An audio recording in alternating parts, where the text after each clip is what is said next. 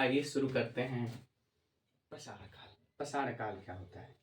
पसार काल को जानने से पहले हम जानेंगे इतिहास। इतिहास को इतिहासकारों ने 3 भागों में बांटा है। पहला प्राचीन काल, मध्यकाल और आधुनिक काल।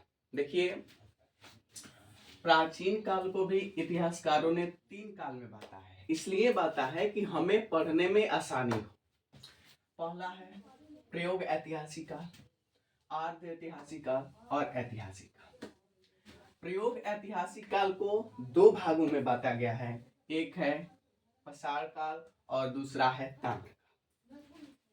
अब देखिए, पसार काल जो हमें जानना है, पसार काल को भी 3 भागों में बांटा गया है और वो है पहला पूरा पसार काल, दूसरा मध्य पसार काल और तीसरा नव पसार काल। देखिए, ये जो तीनों पसार काल है, पूरा पसार काल, मध्य पसार काल, नव पसार काल, ये तीनों पसार काल के भाग हैं। और ये पसार काल, ताम्र काल, ये दोनों प्रयोग ऐतिहासिक काल के भाग हैं। और ये तीनों जो हैं ये प्राचीन काल के भाग हैं। प्राचीन काल इतिहास का भाग है। आइए जानते हैं कि पूरा पसार काल क्या है। पूरा पसार काल 25 लाख ईस्वी पूर्व से लेकर 8000 ईस्वी पूर्व तक चला था। हालांकि सबसे ज्यादा समय तक चलने वाला पसार काल ही है। और पसार काल का कोई लिखित साक्ष्य नहीं पाया गया है। ऐसे अनुमान लगाया जाता है कि उस समय आदि मानव हुआ करते थे पूरा पसार काल में। और उस समय आग की खोज हुई, पत्थर के औजार बनाए गए, हालांकि कुछ थोड़ा बहुत चित्रकला भी मिला। जब वो आदि मानव हुआ करते थे तो आदि मानव पेड़ पौधों पे और जानवरों पे निर्भर हुआ करते थे। वह एक स्थान से दूसरे स्थान जाके और अपने भोजन के तलाश में एक स्थान से दूसरे स्थान तक घूमते थे और शिकार करके, वो शिकारी थे, शिकार करके अपना भोजन प्राप्त करते थे। उसी समय पूरा पसार काल में ही आग की खोज हुई। कहा जाता है, एक कहावत है कि एक पहाड़ था और पहाड़ के बगल में एक जंगल था जो पूरा सूख चुका था। और उस पहाड़ पर से पत्थर जब गिर रहा था तो पत्थर से पत्थर टकरा के चिंगारी निकल रही थी, जिससे उस जंगल में आग लग गई। आदिमानव देखे तो सोचे ये आग क्या है। उन्होंने पहली बार देखा था तो वो सोचे कि ये आग है क्या। तो उन्होंने आग को देखा कि पत्थर से पत्थर टकरा के आग निकल रही है, इससे रोशनी मिल रही है। तो उन्होंने सबसे पहले रोशनी के लिए, प्रकाश के लिए आग का प्रयोग किया। फिर उस समय कच्चा मांस खाते थे। फिर उन्होंने मांस को आग में पकाना शुरू किया। ऐसे धीरे धीरे पूरा पसार काल विकसित हुआ। और पूरे पसार काल के साक्ष्य मिले हैं। उनके प्रमुख स्थान है कश्मीर, थार राजस्थान में, अभी वेतिका, यहाँ औजारें मिली हैं, पत्थरों की औजारें मिली हैं, और मिर्जापुर जो उत्तर प्रदेश में है। आइए जानते हैं मध्य पसार काल। मध्य पसार काल, जब पूरा पसार काल खत्म हुआ 8000 ईस्वी पूर्व में, तो ये 8000 ईस्वी पूर्व से लेकर 4000 ईस्वी पूर्व तक चला था। आइए देखिए, मध्य पसार काल में पशुपालन शुरू हो गया था, जो कि कुत्ता को सबसे पहले आदिमानव ने सबसे पहले कुत्ते को पाला था। और कुत्ता मेहरगढ़ में पाला गया था 6000 ईस्वी पूर्व में। ठीक है, उसके बाद से उन्होंने पत्थरों का तो औजार बनाना शुरू कर ही दिया था वो पूरा पसार काल में, लेकिन मध्य पसार काल में छोटे औजार बनाना शुरू कर दिए। उस समय मिट्टी के बर्तन बनाना शुरू कर दिए और मिट्टी के बर्तन पे कलाकारी, चित्रकला भी शुरू कर दिया। कुछ कुछ बनाते थे मिट्टी के बर्तन पे। ठीक है, आइए जानते हैं कि मध्य पसार काल के साक्ष्य कहाँ कहाँ मिले हैं। तो उनका प्रमुख स्थल है राजस्थान, मध्य प्रदेश, गुजरात, उत्तर प्रदेश और बिहार। यहाँ मध्य पसार काल के साक्ष्य मिले हैं। अब आइए जानते हैं नव पसार काल क्या होता है।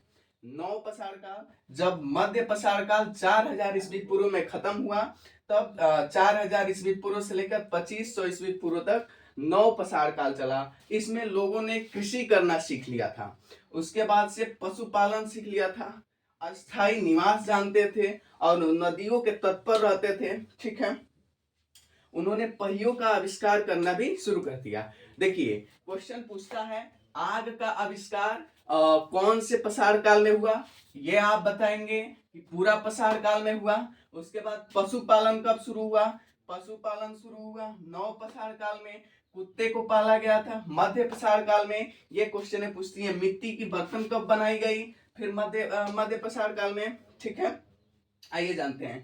तो अस्थाई निवास लोगों का पहिए का आविष्कार पूछता है नव प्रसार काल में। ठीक है, आइए जानते हैं प्रसार काल।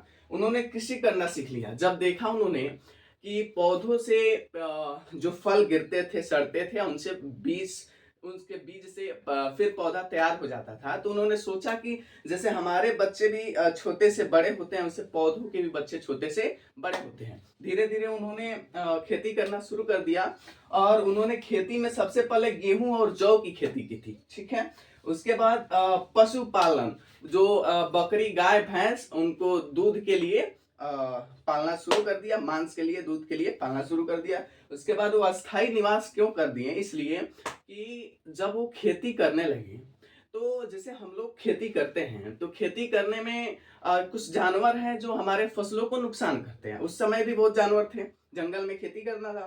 तो जब वो खेती करते थे तो वो उस फसल को बचाने के लिए वह अस्थाई निवास करते थे और वहां रह के और अपने फसलों की सुरक्षा करते थे। इसलिए धीरे धीरे वो अस्थाई निवास भी जान गए। ठीक है, रहना समूह में रहना जान गए। उसके बाद ये नदियों के तट पर रहते थे। देखिए, नदियों के तट पर रहने का फायदा क्या है।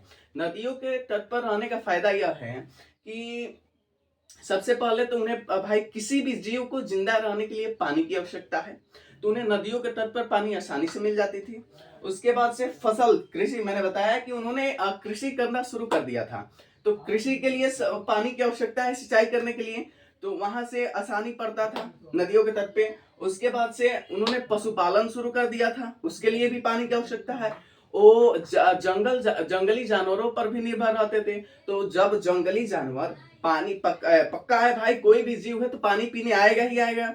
तो जंगली जानवर जब पानी पीने आते थे तो उनका शिकार करके भोजन बनाते थे। ठीक है, और इसलिए वो नदियों के तट पर रहना पसंद करते थे। अब देखिए, इनके जो नौ पसार काल है, इनका साक्ष्य कहाँ कहाँ मिला है।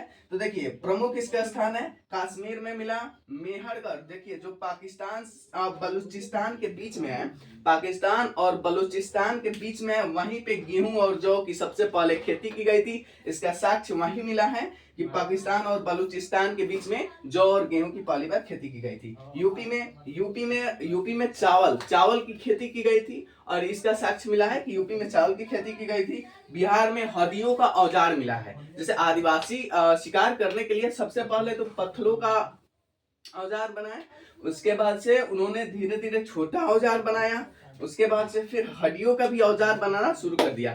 तो बिहार में हड्डियों का औजार मिला है।